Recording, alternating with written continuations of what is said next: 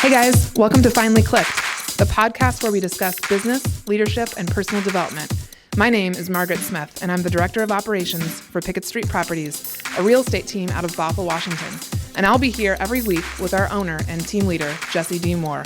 We'll be digging into concepts and ideas that have helped us both personally and professionally, and you'll also get a chance to hear from local and national experts that we know provide massive value to get to the point where it all finally clicks.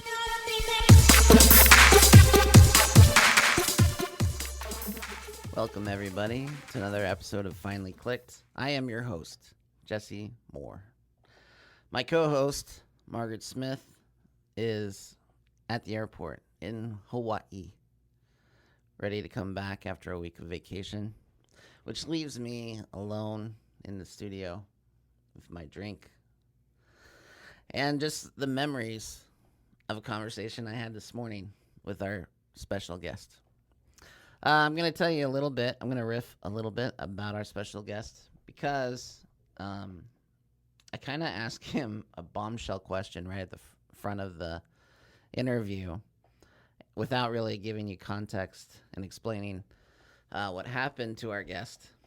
And so Todd Duitsman is a real estate agent in Marysville, Washington. He's with Keller Williams. 5 years ago, he was on a family vacation with his family. Obviously, he's on a family vacation to Hawaii and was boogie boarding on the waves when a big wave, slammed him into the beach and essentially rendered him a quadriplegic instantly. And after emergency medical arrives, takes him to the hospital.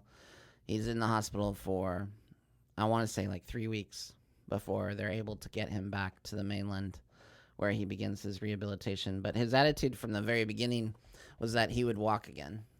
And Todd is a friend of mine up here in the industry, and I've seen his progression from this accident to where he's at today.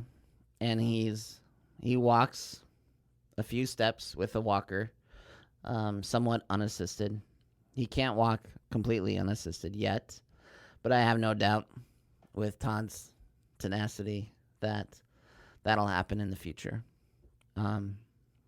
So his story is compelling to me for many reasons.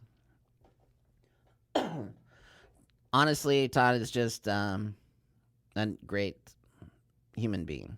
He was before the accident, and the accident seemed to only amplify that.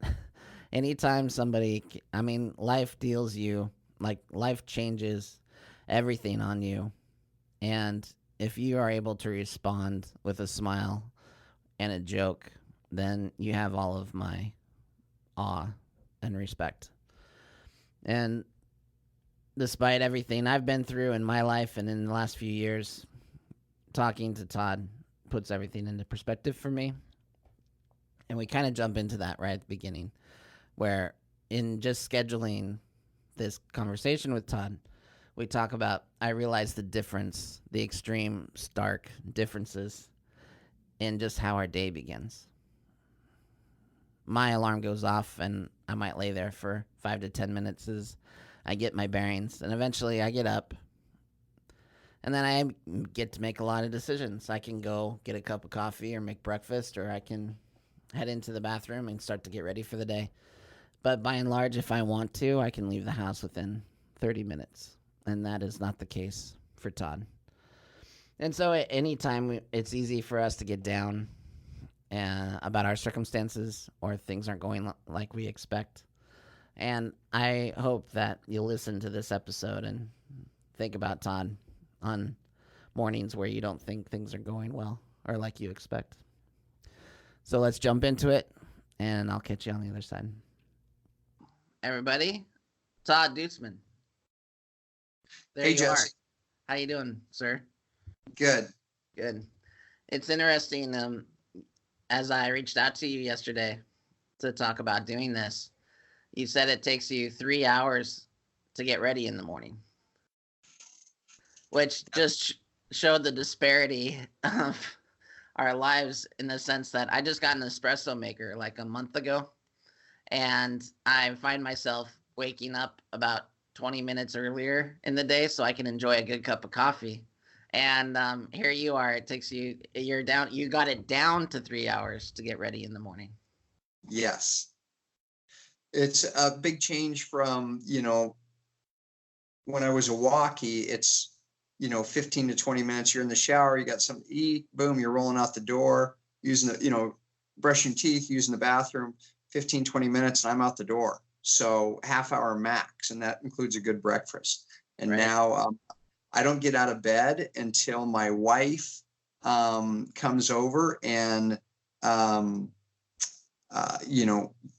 gets my mouth guard out because I have sleep apnea because I'm sleeping on my back all the time, and, gets my medication and puts my shoes on so I can do some exercises while she's making breakfast. And so she makes breakfast, and then she comes in. And so I do get breakfast every morning served to me in bed, which is kind of a bonus. Probably not a bonus in her world, but so then she makes breakfast, and she comes in, and she always makes me a protein-filled breakfast. So I get bacon and eggs or whatever. She's amazing. And comes in and feeds me. And I've done my exercises in bed, and then pulls me over to the side of the bed. And then I do some more exercises there after I'm done eating. And then she sets me up, and I do my walker into, the bathroom chair, and then go in and use the bathroom, which takes an hour. And then she pulls me into the shower, washes me all off, and then gets me back to bed and on the side of the bed, and then gets me dressed. And it wraps up to 3 hours, usually, 6:30 to 9:30. And you said down to 3 hours. How long did this process, how long did it used to take you? It would usually take 3.5 to 4 hours until we got our systems down. We're really good at, rolling through systems. Well, we love talking about processes and systems. So yes, here you go. You've used processes and systems to refine your morning routine down a half hour to 3 hours. Yes. Yeah. Man, it's amazing to think what you go through. Cause, like you said, I think if I'm hard pressed, if I haven't brushed my teeth or showered, then I can get ready in 20 minutes. If I have to take my kids to school and I have 21 minutes, I know I can get everything done. And it's interesting how much we take for granted and how different things can be, right? Within just a flash of a second. It's amazing how much life can change, buddy.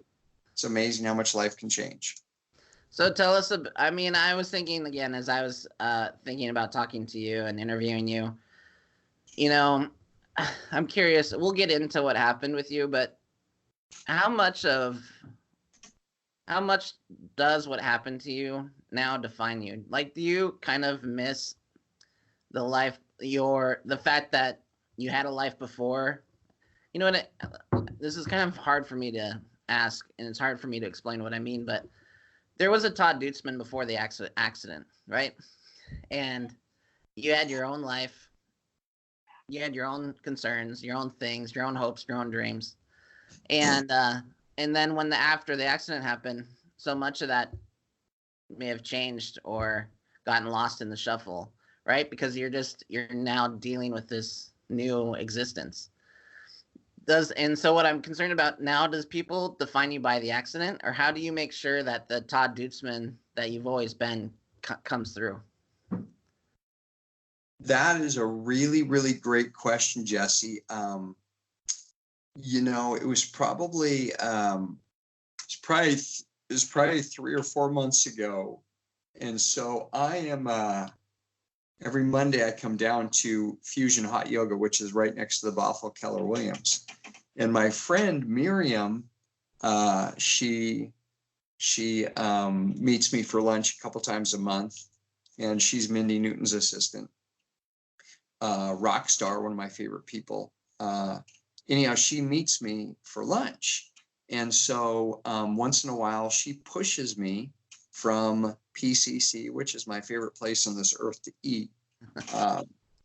She pushes me from PCC back up to Fusion Yoga. And so one day we're sitting at the counter or on the corner to come across the street. And all of a sudden she's pushing me. And, I journal about a lot of different things like this. And she's pushing me. And all of a sudden she pushes me through the crosswalk.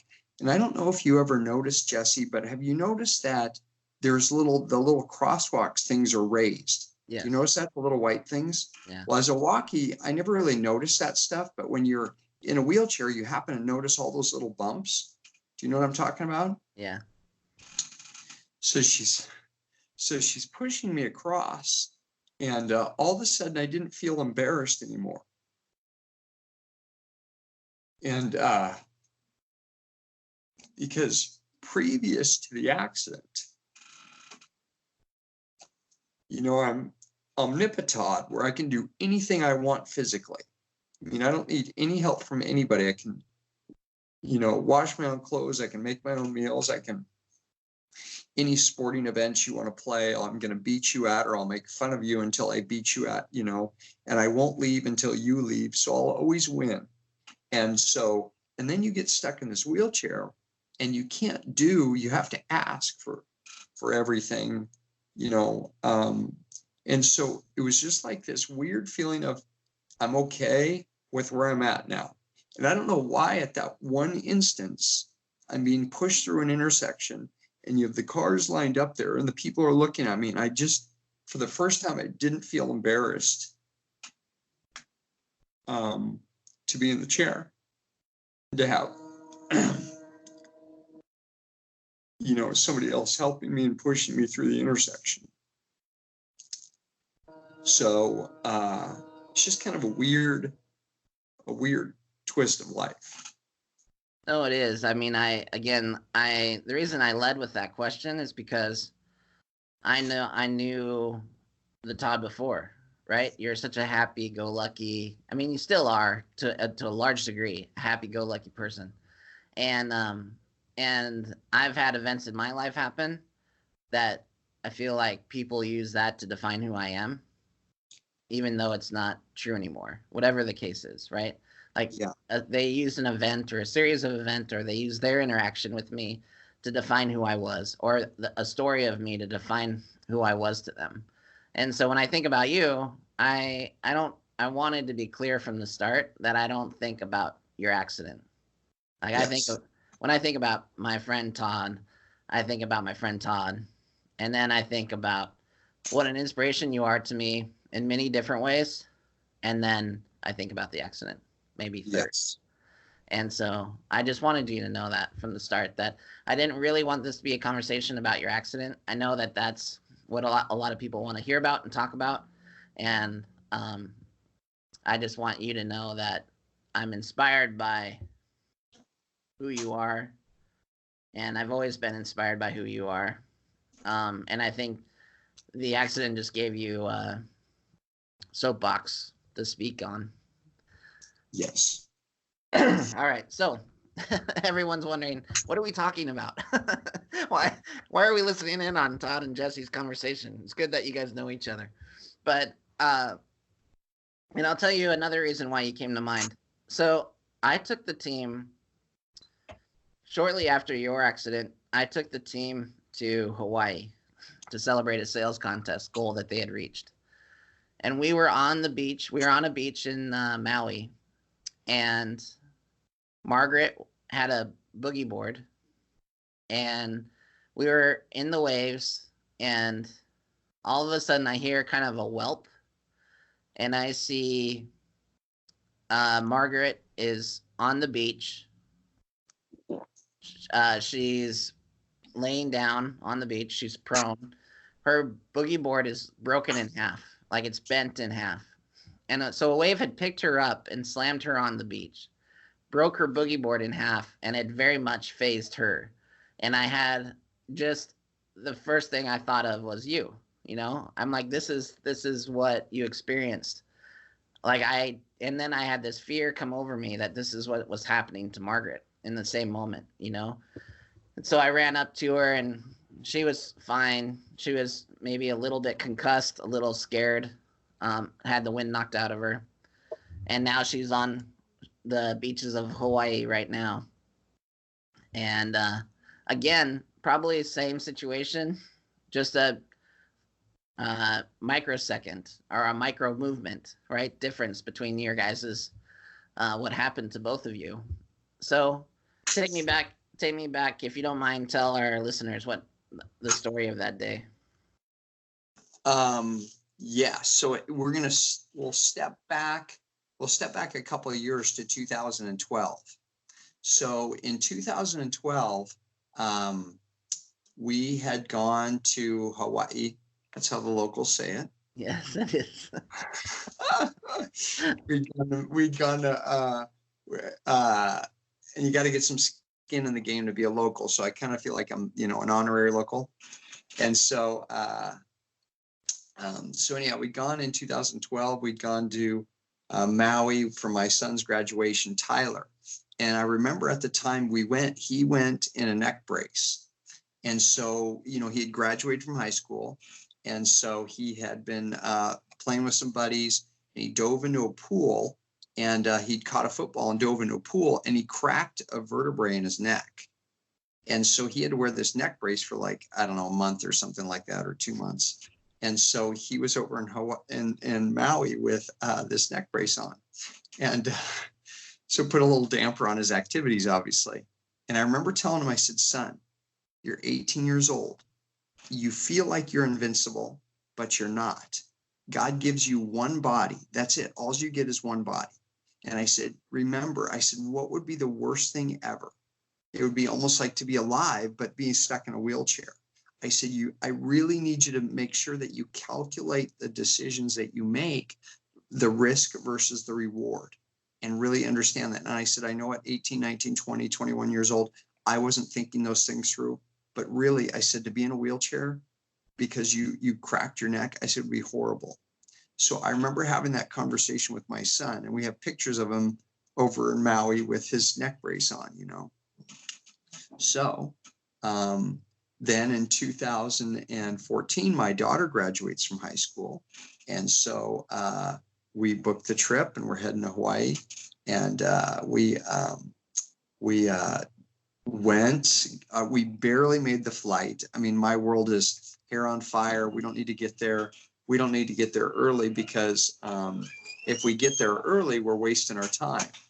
And so, if you get anywhere early, you're wasting time. You might as well just be living wherever you're at to the maximum, right? So we get to the airport, and they're literally giving our seats away. We cruise into the airplane, and we get on the flight, and we land over there.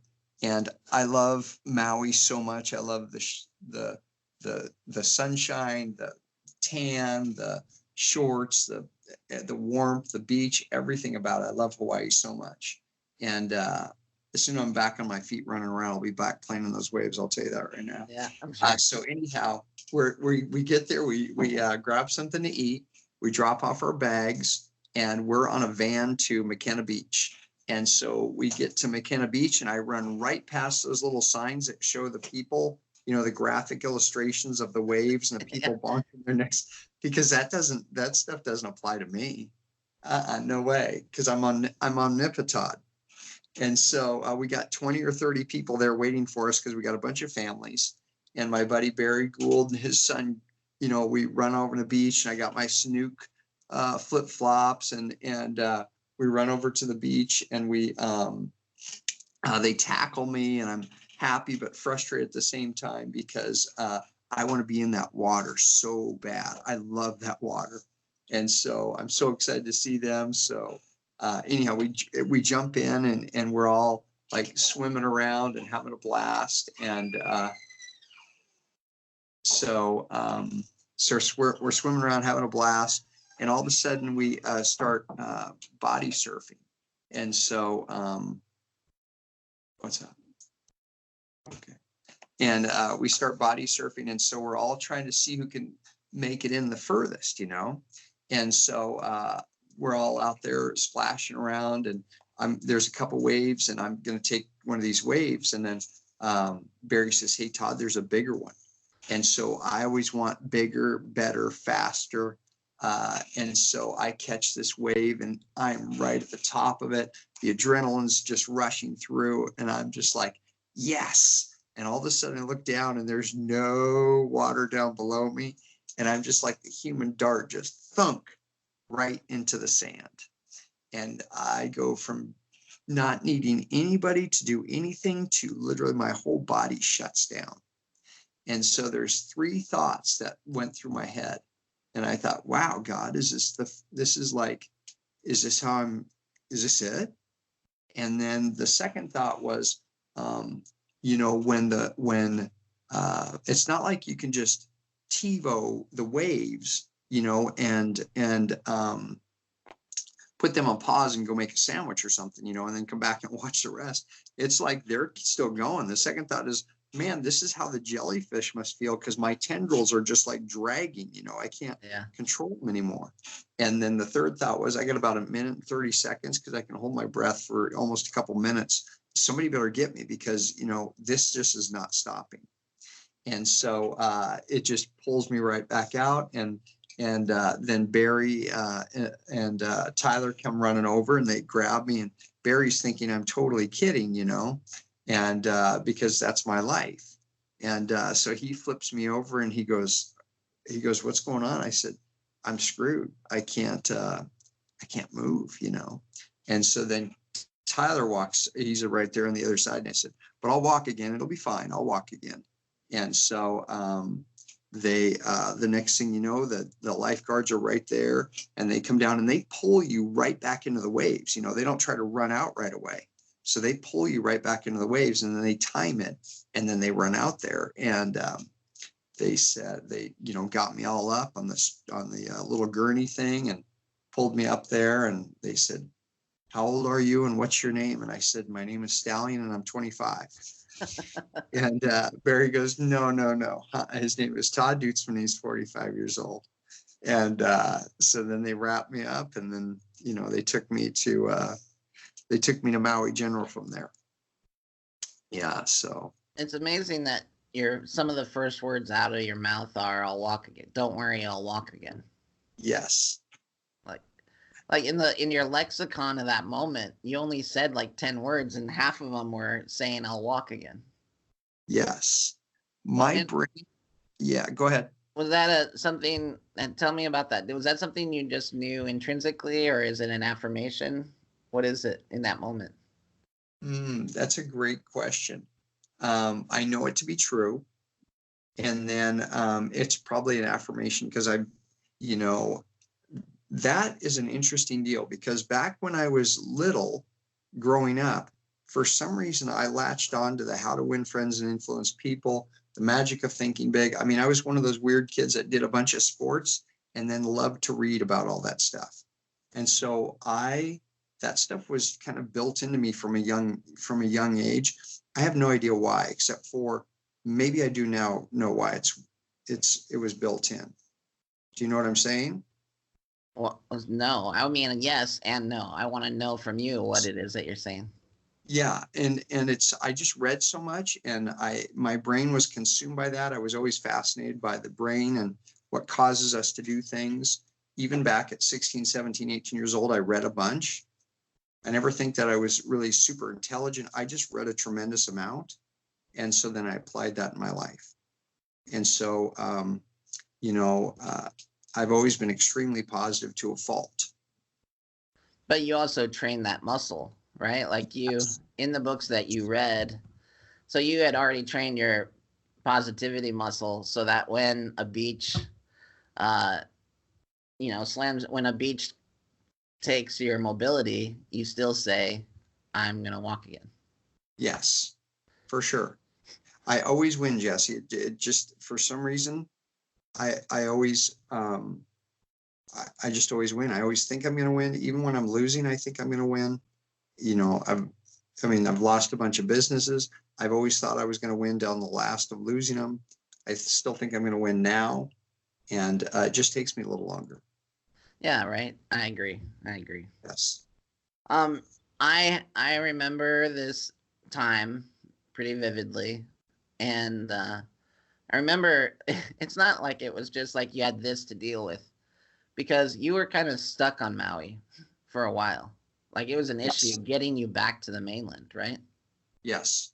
And why was that? Was it just because of your condition? Well, it was like there's a few things going on. First of all, I did my initial vacation was supposed to be 7 days, so I did get an extra 10 days in Hawaii. That's so how you look at it. You do have to commit, but I did get an extra 10 days. Okay.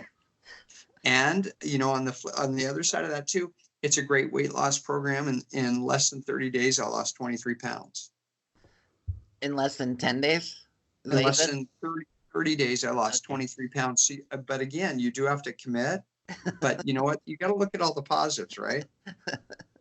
All right. So you got to stay on Maui, and it was only 10 days. It felt longer than that. Yeah, it was 17 days total. So what happened was there was a skirmish between our insurance and reality. The ability to pay for the life flight, because it was like 55 grand to get us from Maui back to home. Yeah. And so then I have my wife and my brother, and then my brother-in-law, who's an attorney, who happened to know some different people in different positions, Mark Lamb. And so he was able to push really hard and apply pressure, because you and I both know it's, some of the people that and you're able to put pressure. And then one of the other interesting persons was Jesse Jones. Right. Do you know who he is? Yeah, so I'm just remembering that. I forgot about that. So for our listeners, we have a what would you call him? He's like the consumer advocate news reporter, right? And he's a big black gentleman. And the saying at the time was "Get Jesse." Like, if your insurance company's screwing you, get Jesse. And Jesse's on it. And then they do small editorials about how somebody's trying to screw someone else over and how Jesse comes to the rescue, right? Yes, correct. Yes. And so the funny thing is that Mark had contacted all these people and then got a hold of Jesse. And so Jesse was going to air this program and skewer the insurance companies. And like literally at the last minute, the insurance company said, I don't think we want that exposure. And so they flipped the switch and were able to send me home. Okay. So then you get home, and that's probably when the real work begins, right? Yeah. So that's kind of an interesting deal. Yeah. I mean, it's just, yes, that's when the whole thing hits. Yes, because everything else is it's so amazing to me about humans and change. I remember being in the ICU over there in Queens. And so you're in the ICU and you have your little, you got your doctors that come in and all the little nurses that are around you. And then they move you to a new location because you're not in ICU anymore. So they move you into a different location in the hospital. And so then you have a new group of nurses, but you're really super scared because you had just gotten accustomed to the nurses and doctors that were in your little ICU section. Human beings are so scared of change. And I mean, I was freaked out because what unfolds next? You know what I mean? Yeah. And so it's a new group of nurses and a different doctors coming in to see you then. And so then all of a sudden you change again. So all these changes, they're coming at you, and you're so, you're just like, it's like sensory overload. What's coming at you next? And you don't really have time to think and sink in that, hey, you're not moving right now. Your body's not moving. It's, you're there. I mean, you've got an itch in your face, And, you say, hey, sweetheart, can you scratch that itch? Because you can't touch it. So our listeners know, what was the diagnosis? I don't know what the right word is, diagnosis, or what Yeah. was your condition? So basically it was 3 and 4 and 6 and 7. And God makes the spinal cord so amazingly delicate. And so when it bruised, I didn't break anything, but it bruised. And so that the swelling causes the blood flow or the air or the blood. I think the blood carries the air to the nerve endings and all your fingers. So all your nerve endings die. So that's basically what happened to me. And so, I can move things around. It's probably about 10 or 20% of what it was before. And so, so the contusions, which are bruising, swell up and the blood can't flow through there. And so all the nerve endings die. So nothing was moving for 11 days. But every morning I would pretend I was hiking up Pilchuck with my kids. So I would just visualize moving my right foot, my left foot, my right foot, my left foot over and over and over again. And then when I was a kid, I would always squeeze a blue racquetball. And so I just envisioned squeezing a racquetball in the right hand, throwing it to the left hand, grabbing it in the left hand, squeezing it there, throw it to the right hand, just over and over and over again. And then the 11th day, my right foot moved. And they were almost about ready to pronounce me complete, which is not a good thing for people in a spinal cord injury, to be told that they're complete, because that means you're not moving, But the 11th day, it moved, and I've gotten better and better and better since then. And by complete, is that quadriplegic? Is that the same? Yes. Okay. Yep. Completely paralyzed. Yeah. Okay. So. And I remember seeing your videos. Social media was just becoming huge around then. I guess not. It's been around for a while. But you really then took to social media and started making videos saying, like, I am going to walk again, and just showing your positivity throughout all of this. Although I'm sure that you had moments that were less positive. Yeah. So, yes, I do have moments. I don't have days. I just have moments of, a quick depression, you know what I mean? And yet for some reason, again, I'm really good at switching my thinking. So like, Jesse and his buddies invited me to go water skiing, or, you guys are all going water skiing, and I want to go water skiing too, because I love wakeboarding and doing all those things and being out the boat. And I'm not going to go because really, I'm not going to go. You guys the whole crew are going to go. So all of a sudden I think, okay, well, what else can I do? And so I'm able to switch. Again, I don't know why. Actually, I do know why. I've just trained my brain to not get caught up in, okay, I can't do that. What else can I do? I just make a decision to go a different direction. So the depression doesn't last very long. I mean, it's like blips, and then I move on to something else. And I want to get to a lot of mindset stuff, because I think that's important. But so I want to finish your story, wrap that part up, which is you obviously arduous physical therapy since the accident, like since you got home, and you are walking again. Yes, I can walk with a walker, and I just have to have like somebody hawking over me, because I'm feeling probably, like I said, 10 or 20%. So there's some instability, and my fingers aren't, they don't grab like they should and things of that nature, but I can walk with a walker, correct.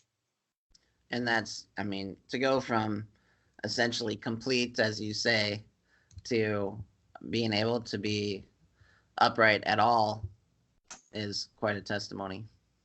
Yeah, for sure. And the interesting thing is that, I'll go home tonight and my wife will help me stand up, and we've rigged up something by my bed where I can stand up and sit down and do my step and stomps, because I hate sitting down. I didn't like sitting down before, and I still don't like sitting down. So I'll stand up for even here at the office, my daughter will come in and stand me up, and I'll make phone calls or meet with people, and with my walker standing here. So I would really prefer not to sit down. So my whole goal is to stand up more and more all the time. And so yes, lots of therapy, lots of those different things, lots of yoga, and then just lots of standing, Let's talk about your business. So, Yes. This happens to you. Everything else kind of gets put on hold. Some things can't be put on hold, right? Bills still happen regardless of our intention. I pulled your numbers for this year before I came in here. You're doing pretty great. Yes. Don't you think? I mean, I pulled your numbers, and I want to say that you're operating at a higher level than you were before the accident, perhaps. So there's some different interesting things going along with that. So probably, the accident happens, and, it's almost been 5 years. So the accident happens. And so for the first, going into the accident, I had a lot of stuff going on. I think I had 13 or 14 listings. Miriam was my assistant. We had 2 or 3 more coming on. So roughly, going into July, we had a lot of business going on, and it was just, the economy was just, the market was just starting to take off again. Yep. And so, we had we were cranking, and it was just me and Miriam. And, and I'd really hit my stride because I'd been in the business for, 3 or 4 years at that point in time, about 3.5 years, I guess. And sometimes I'm so dense, Jesse, that it takes a long time for things to get in my head. I think I'd been through 5 or 6 bolds, and finally I had my patterns down of coming in the morning, practicing scripts and role playing. And then just doing all the basics they tell you to do. I had my numbers lined up. I had my box, my calendar, my hits and misses. I'd come in and I'd call for, 2 or 3 hours, and sit there in my room by myself, lead generate. And that was like creating this massive pipeline of business. And so I nailed it pretty good. And then, this happens. And so, and I was really in this routine of just rocking it for probably a good 3 or 4 months. And so then this happens. And so then I spend, I close out 14 and 15, just kind of limp through. I'm just kind of laying there wet on myself, in kind of a pile of what am I going to do now, and not really wanting to re-engage at Keller Williams, because it was just like, you go from being, so physical, and that being such a part of your life at Keller Williams, and going in there and laughing and knocking on people's doors and doing all these things. And then all of a sudden everything is different. And I just didn't want to go back. Do you know what I mean? Because It wasn't the same. And so, so I didn't want to go back. So I just unplugged for a couple more years. And so I was just kind of limping along with my business, just selling, 10 or 15 homes a year or whatever. And my daughter was kind of helping me. And then all of a sudden that incidents occur, I guess about 6 months ago with Miriam. And I just made a switch. And I thought, you know what? I'm going to get back in this and think, this is where I'm at. Not that I'm accepting where I'm at, but this is where it's at. And now the game has changed. I have to get better at the game. Do you know what I mean? Yeah, I definitely know what you mean. Yes. And so I had tried to limp along, and there's a couple of really cool things that we have started now. I tried to limp along under my own power and get like a call squad started of people that are that have some challenges like me. And so I tried to limp along, and that was really disappointing, because I'm not that guy to organize that. I'm that guy to, and create a business of that. I'm the guy to encourage people, teach people, help people, hold them accountable, but I'm not the guy to create that business. And now I've just recently got involved with some people that they are those organizers. Do you know what I mean? Mm-hmm. And so we are creating that right now. We're creating a thing with people that are physically challenged, and kind of like Tim Heil's call team, we're doing that with people that are physically challenged. And so we're in the process of putting that business together. And so anyhow, regardless of that, so about 6 months ago, my daughter comes alongside me, and she quit her job, and she comes alongside me, and she says, Dad, I'm going to help you for 6 months or whatever the case. And so she's perched on my shoulder all the time, Jesse. And I know that you probably don't know my daughter, but she is, hey, Dad, we're going to take these, your business, and we're going to crank. And I said, okay. And so she's on my shoulder all the time. And she's, Dad, your calls need to be better. Dad, your energy needs to be better. Dad, you know what? Go take a nap for 5 minutes. Do you need something to eat? Because your energy level's low. Dad, you could have done better on that call. You're not in your A game. Dad, you need to call quicker. Dad, where are you following up with these people? I mean, so she's on me 4 days a week, for 4 or 5 hours a day. And all of a sudden, I mean, unfortunately, you can't see my board, but we have 18, I think we've closed, 10 or 12 or 13, 14 pieces of business. And then we have another couple in escrow, and we've got 18 pieces of business besides that. And that's all comes from, accountability. And so then I was also, for the last month, I'm able to be here as the county or the productivity coach here at Keller Williams up in the Marysville branch. And so just, here's what we're doing, taking an individual and saying, hey, here's what we're going to do. We're going to make these phone calls. Watch me make the phone calls. Now I'd like you to make the phone calls with me. And then, you can go out and make the phone calls yourself. And then I want you to come back here next week, and I want to look at your schedule, and we spend 30 minutes, together. I look at their schedule for the first 15 minutes, and we talk about their hits and their misses and their best contact of each day. And then, the challenge they've had. And then we spend the last 10 or 15 minutes making phone calls on behalf of their business. You as productivity coach is pretty genius. I mean, almost to a level that makes me uncomfortable. If I was a new agent and I walked in and you're my productivity coach, man, all of a sudden I have to do everything you asked me to do. You know what I mean? Like if I'm a walkie, your slang term for us. Yes. If I'm a walkie and it takes me 20 minutes to get ready, and you took 3 hours to get ready to get here to tell me what to do, I better do it. Well, and the bigger thing is I'm willing to make those calls for you initially. And it's not like I'm really good at them. It's just I make them. And then we laugh about the people that told us to FO or hang up on us or whatever, or the stumbling that I did. And then, okay, let's make another one. And then I'll make that. And then, pretty soon, my goal is that they feel comfortable, and it becomes a habit. You know what I mean? Right. You just make the call. You don't worry about the outcome. Yep, that's exactly it. And so it's like, this is going to take 2 to 3 minutes, but I love working with people that, somebody said, hey, Todd, I want to get better about, working out or losing weight or whatever. And I was chatting with this person. I said, hey, what I'd like you to do, and they lived in a condo. I said, what I'd like you to do is do you guys have a treadmill down below? And they said, yes. I said, can you get up an hour early before work? And they said, yes. I said, what I want you to do is I want you to get up, put your sweatsuit on.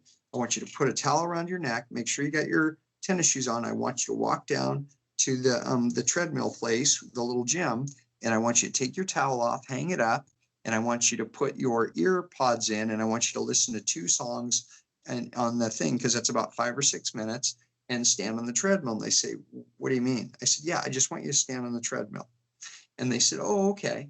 And so they said, do you want me to start walking? I said, no, just stand on the treadmill. And so they stand on the treadmill. And I said, when you're done with that, I want you to put the towel back around your neck, take your earpods out, walk back upstairs, hop in the shower, and then go to work. And so I said, do that for a week, and let's check in next week. And they come in the next week and they said, hey, I said, how'd you do? And they said, well, we did 4 out of the 5 days. I said, awesome. I said, this next week, I want you to do the same thing. And they said, well, don't you want me to start walking? I said, no. I said, all I want you to do is just do what I ask.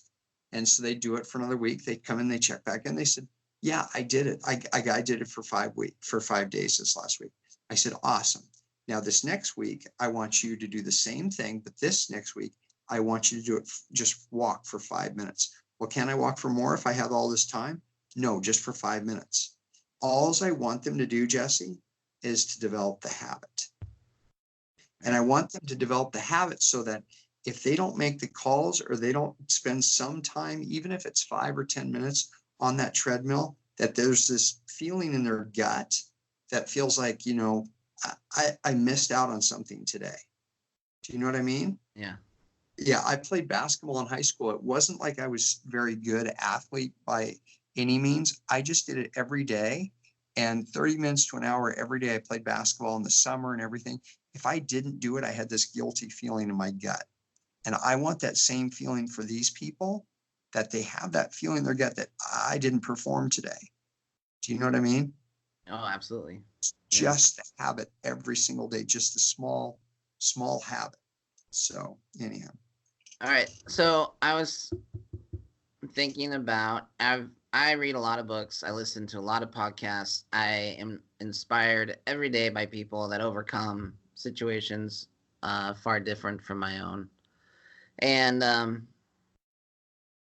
I've noticed that when someone goes through a transformational event, like what happened to you, it seems like aspects of life become magnified while others seem to like fall off completely. So I'm curious now, 5 years later, what has the accident magnified within you and what has it atrophied? Well, I think the physical portion of me is obviously, I wouldn't say atrophied yet, there's not the physical domination that I used to put on everybody. You know what I'm talking about?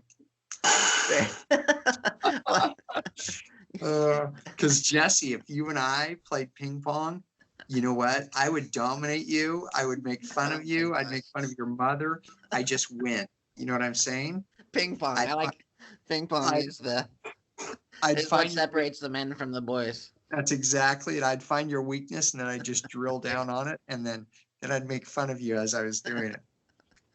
My dad was vicious. And for some reason, I love to win. So the atrophy, obviously the physical portion. The other portion is, I think, has narrowed down.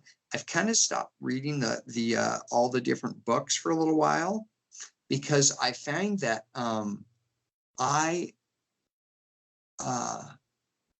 too much information in my brain. It's like as I'm looking out the window, there's so many different things that attract my attention. Yeah. And so, you know what? Right now, Jesse, this is what it's like. Have you seen that movie, The Accountant? I mean, I've seen it. I don't know if I can recall something from it. Okay, but just run with me just for a second. Have you seen that movie? So at the very end, do you remember there's that Kendra girl? I can't remember her name, but she gets something in the mail. Do you remember? Not yet. Keep going. Oh, come on. Okay, so remember the painting? I think there were the Jason Pollock paintings. Jackson Pollock, yeah. Jackson, whatever. Okay, so at the end, she gets this painting in the mail, right? And so she's laying this painting out in front of her, and she's looking at it and thinking, this is kind of weird. Well, all of a sudden, she reaches up to the very top right-hand corner of the painting, and there's like this little tear on it, right? Do you know what I'm talking about? Yeah, yeah. And so she literally reaches up there, and she pulls back, and all of a sudden, there's this, then there's a Jackson Pollock painting below that, correct? Right. Jesse, I think that I think, and I know this is weird, but I've reached up to that little portion of that and I've started to tear that back.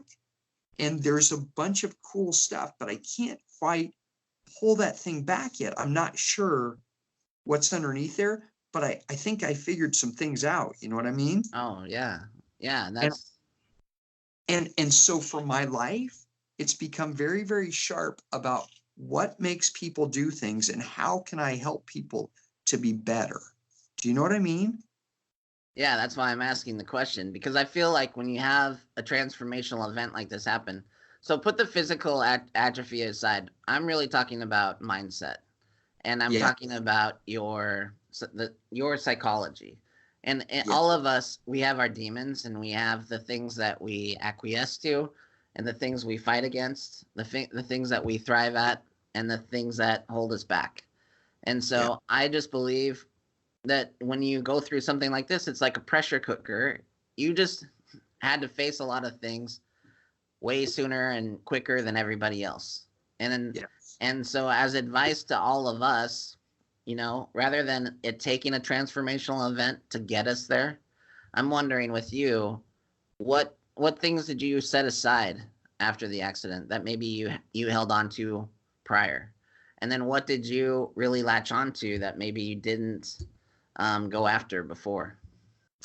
The things that I set aside is I think to be so critical of people. Now you have to understand, I'm critical probably of the people closest to me, which is probably my wife and my family, obviously. Yet, and my wife might argue more than, may argue with me about this, but I think patience. I look at people and I think that everybody is doing the best they can at any given time. Except for my wife and kids. They're just around to piss me off. So totally kidding. But everybody is doing the best they can based upon their past experiences. Now there's evil people. I'm not going to argue that. Yet I think that the majority of people, they've got all their struggles that they're dealing with and trying to work through. Right. So before I could probably really give a rat's ass about all that, So, and then the other thing is that it's connections and it's just moments. It's connections and moments, and you don't know when they're going to come and when they're going to stop. And so connecting with another human being, and, I get to speak occasionally. And so it's so interesting to me when I'm looking out at this crowd of people. And there's no judgment because God creates everybody and he loves them all the same.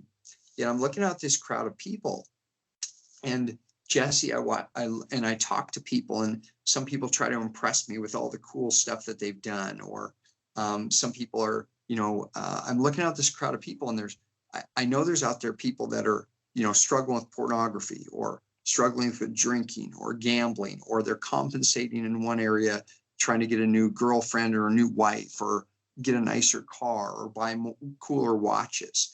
And really none of that stuff matters. It's the connection with other human being, and then those little moments. That's what I value more than anything else. Yeah, it's something I've been focused on a lot recently and thinking about a lot recently. Is just the more I realize that how much of how we act is encoded in our DNA, and then really kind of brought into fruition by circumstances, how we were raised, where we were raised, you know what I mean? Like, it's just interesting to be, I like what you say there about having a lack of judgment for people. And I agree with you that they're, by far and away, most people are legitimately doing the very best that they can. And some of them just don't have the tools and resources that we might have the benefit of. Yeah. So. And it's interesting to me. It's easy to love my wife because she's cute, she's cuddly, she's a nice lady. And so that's easy. And it's easy to love, Jesse. I love you and I adore you, and I think you're a good human being. You do what's best. But that's not the kicker. That God put us down here to love the people that are hard to love. Do you know what I'm saying? Yeah. The prickly people that smell like alcohol and maybe smoked too much weed and made some poor decisions in their past. That's why we're supposed to be here, is to love God with all of our heart, mind, body, and soul, and everything we got. And then we're supposed to go out and love the other human beings. I mean, I love my wife, that she's easy. It's the other human beings that have had tougher backgrounds or challenging situations, and they're all prickly. Those are the ones that we're supposed to spend the time loving, even though that's not easy. What else have you learned? Like now that you're 5 years away from the initial accident, like what are you learning now? What's the lesson that you're being taught now? Well, here's the deal, Jesse. You and I both know that if somebody gets like an arm chopped off, their other arm gets stronger, right? Right. And so what's happened in this situation is basically my whole body has been kind of like shut down. So what has gotten stronger? My mind. I'm like Professor X, basically. Okay. Are you reading my thoughts as we speak here? Yes. Yeah. Are you gonna start shaving your head? You have the wheelchair. I mean, you could pip it out a little bit better if you're gonna be a Professor X. Yeah. So I do have an X shirt, and then I do have a bald skin cap. So once in a while, I rock that. All right. And then, as far as goals, what's next for Todd?